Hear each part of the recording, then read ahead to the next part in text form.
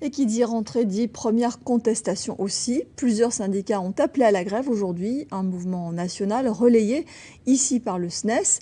Les enseignants dénoncent la réforme du collège, une réforme qui implique de nombreux changements, mais d'autres problèmes sont pointés par les profs, des crédits insuffisants ou encore des équipements manquants. Voyez le reportage d'Eddy Golapcan et Rémi de France qui se sont rendus devant le rectorat ce matin.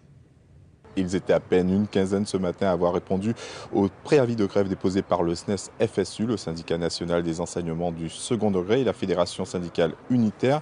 Deux syndicats qui dénoncent, Dixit, une rentrée catastrophique dans l'académie de Guadeloupe, mais ils pointent du doigt ainsi les postes non pourvus, les emplois du temps provisoires, les moyens non attribués par le rectorat ou encore les affectations calamiteuses des stagiaires. Je vous propose d'écouter Guillaume Marceau, le représentant du SNES-FSU de Guadeloupe. Nous, ce qu'on revendique, c'est tout simplement d'arrêter de faire du cinéma et de faire croire que la réforme des collèges va s'appliquer normalement et de mettre en place les moyens pour que la rentrée ait lieu, c'est-à-dire mettre des enseignants devant les élèves, ce qui n'est pas le cas aujourd'hui. Il manque des enseignants dans beaucoup d'établissements en collège et en lycée. Et puis résoudre ces problèmes d'emploi du temps insolubles qui font que les élèves n'ont pas cours, que des fois il y a des enseignants, mais comme ils ont un service partagé sur deux établissements, eh bien, ils n'arrivent pas à se diviser en deux et les emplois du temps sont incompatibles au vu des contraintes. Et donc qu'on résolve ce genre de problème.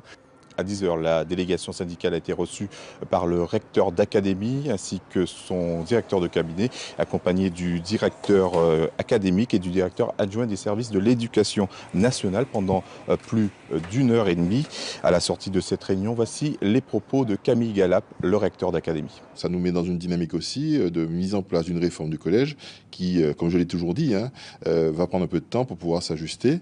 Nous devons accompagner évidemment le corps enseignant, nous devons accompagner les chefs d'établissement, nous devons accompagner également le corps d'inspection.